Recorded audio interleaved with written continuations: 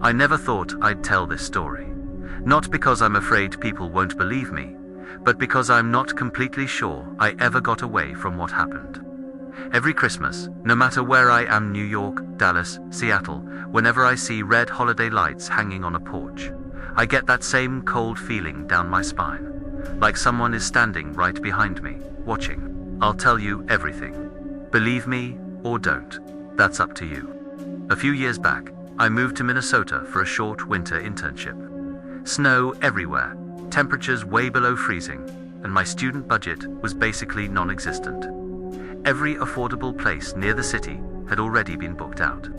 I got so desperate, I was calling numbers that honestly looked sketchy as hell. Then I found this plain, almost suspicious Craigslist post. Room for rent, $40, night, Snowpine Road. Call for details. No photos, no exact address, just a phone number. I texted, didn't expect a reply, and yet a few minutes later, my phone rang. A man's voice, deep, raspy, like he was holding his breath between words. You need a room? I have one left. If you want it, come. I'll be waiting. I asked for the address. Just drive down Snowpine Road. We're the last house. That sentence should have been a red flag, but all I saw was $40 a night, and I drove. Snowpine Road was disturbingly quiet.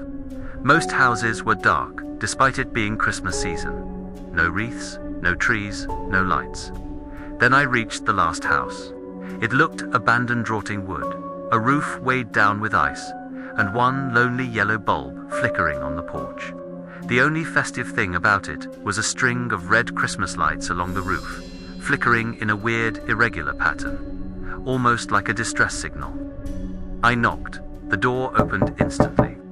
The man was tall, pale, older, with eyes sunken like he hadn't slept in years.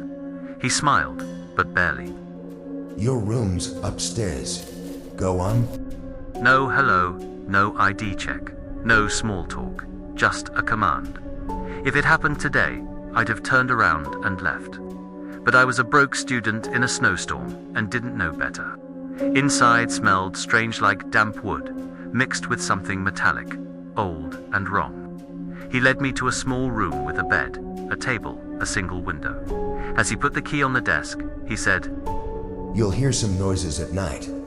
Don't open your door. Don't look out the window. And if you hear singing, don't answer it. I laughed nervously, thinking he was joking. He wasn't. When I turned around, he was already gone. I hadn't even heard him walk away. Around 1 a.m., I woke up to footsteps in the hallway. Not one person, multiple, soft, dragging, unsteady footsteps. Like whatever was walking didn't fully know how to. I told myself it had to be the owner or other guests. Except he had told me I was the only one there. The footsteps stopped outside my door. Don't open it. His warning echoed in my head. I pressed my ear to the door anyway. I heard breathing, slow, dry, too close. Then someone whispered right into the crack under the door. We see you. We're hungry. My whole body froze. The footsteps dragged away moments later. I didn't sleep after that. The next morning, the house was silent. No sign of the man anywhere. As I passed the living room window, something outside the house caught my eye. Dozens of footprints in the snow. Not human-sized, not animal-sized either. More like tall, narrow tracks, almost like something walking upright on small, elongated feet. They led straight to the front porch, and stopped exactly where I had stood the night before. A chill ran through me. Later that afternoon, I found the owner again. He was sitting by an old piano, trembling as he tapped a few keys. I asked him, Did someone show up last night? He stopped playing and stared at me. No one comes here. No one leaves here. Only they move around at night. He walked to the window and pulled the curtains shut, even though it was still bright outside. You should leave as soon as the road opens, he said quietly. But if you're stuck another night, don't look out the window after midnight. I asked why. Because they don't like being seen. Around 12:47 a.m., singing woke me up. At first, I thought it was a radio, but the sound was too close, too raw, like someone singing with a mouth full of blood.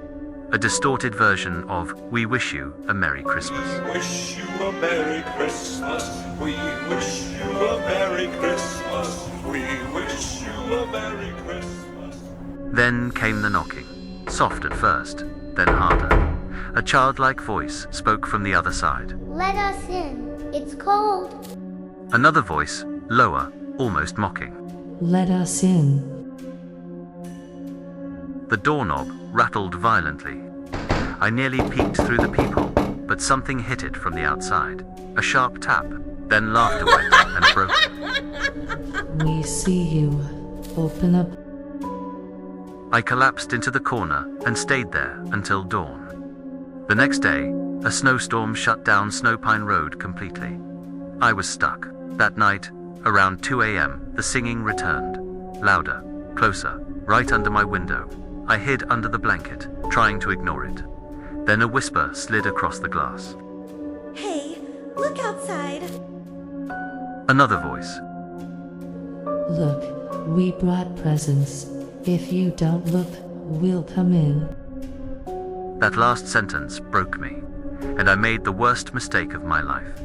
I pulled the curtain open just a sliver. A face stared back at me. Not human, skin white and stretched thin like wax. A mouth torn too wide. Eyes black, empty, soulless. A filthy Santa hat tilted on its head. When it realized I had seen it, the mouth stretched even wider, dropping unnaturally low. It whispered in a child's voice. Found you. Behind it stood dozens more pale shapes in the snow, all craning their heads upward toward my window. I slammed the curtains shut. They started hitting the glass. Hard, harder, hard enough to shake the whole frame. I ran to the door, desperate to escape, but the hallway was full of them. Small, pale bodies standing upright, turning their heads toward me all at once. I slammed the door, locked it, shoved the desk in front. They screamed, they laughed, they sang. I curled into the corner until everything went black. Morning, I opened the door.